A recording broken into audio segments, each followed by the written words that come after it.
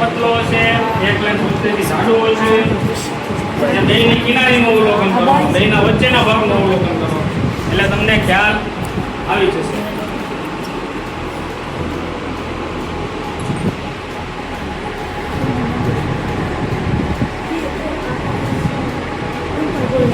પછી એનો ઉપયોગ કરવાનો. એનો ઉપયોગ કઈ રીતના કરશો? તો આ ભાઈબંધના ગળામાં કાચ લટકે છે, એ કાચ દ્વારા બે આંકા લોવાનો પ્રયત્ન કરો. બે કાચના દરિયામાં ઉપયોગ થાય. બરાબર? એક વસ્તુના ત્રણ પ્રકાર હોઈ શકે છે. તમને આકૃતિ આપીને પૂરી હોય તેનો ઉપયોગ ક્યાં થાય? બરાબર? તો તમારાને યાદ રાખો.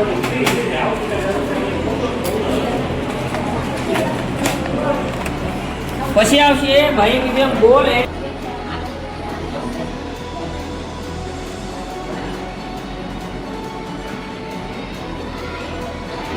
પાણી આવશે.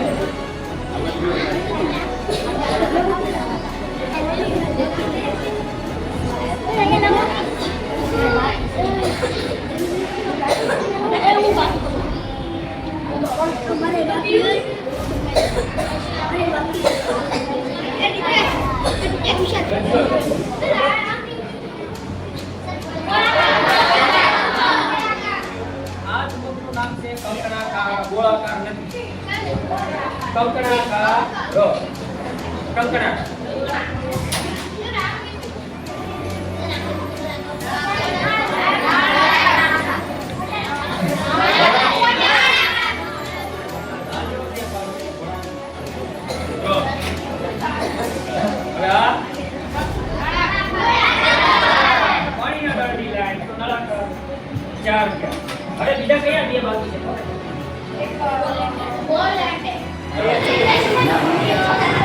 કરો કરો.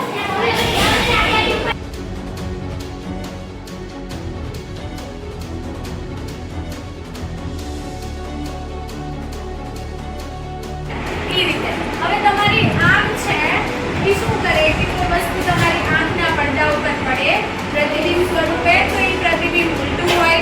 હવે આંખ સાથે તમે લાલ કલરની લીટી જેવું આટલો વધારે આંખની રચના દોરશો ને ત્યારે આવશે.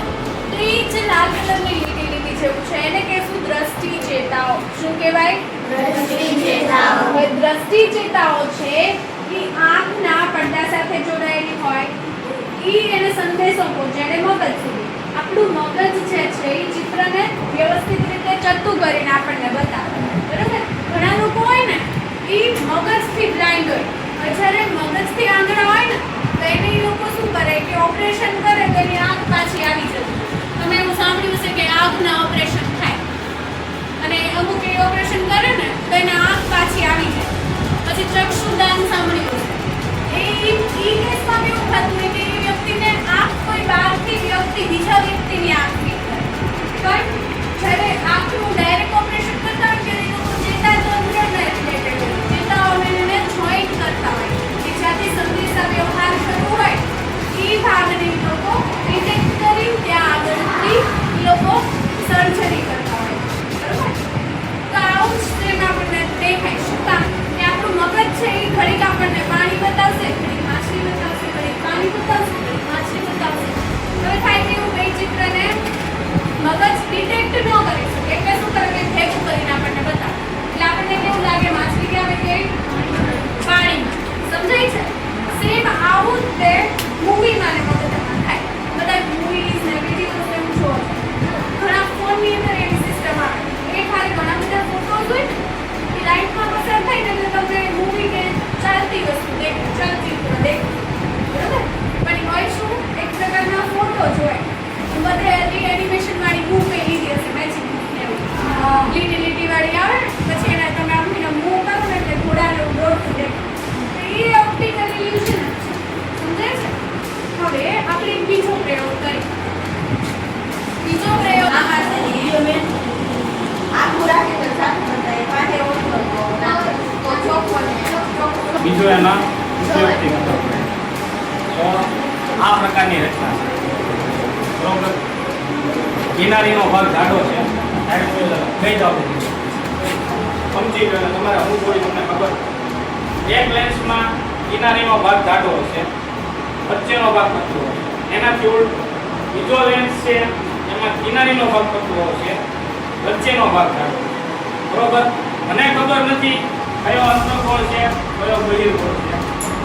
જાણવાની ત્રણ પદ્ધતિ છે, એક પડીને, એક આનો ઉપયોગ કરીને અને ત્રીજો પ્રયોગ કરીને. આપણે અત્યારે બે પ્રવૃત્તિ દ્વારા શીખવાનું છે, બેનો એ કરી લીધી. પછી અરીસાનો ટોપિક આવશે એટલે અરીસાના અંતઃકોણ બહિર્કોણ અને લેન્સના અંતઃકોણ બહિર્કોણના પ્રેક્ટિકલ કરશું. બરોબર? તો બેનો એ વારો લઈ લીધો છે.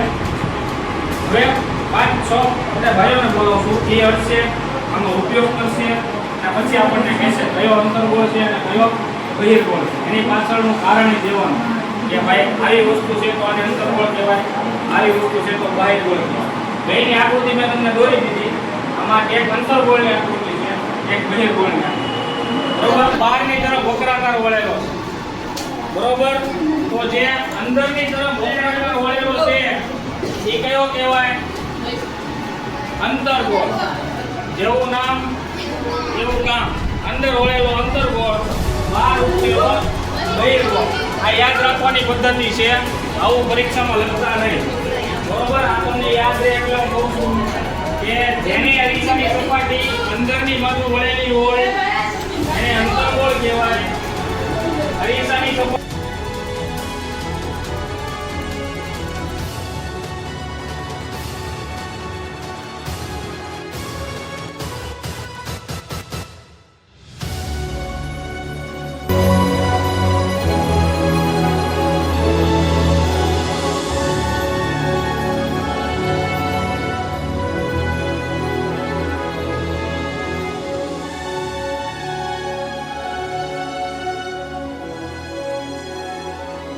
Ya, mira,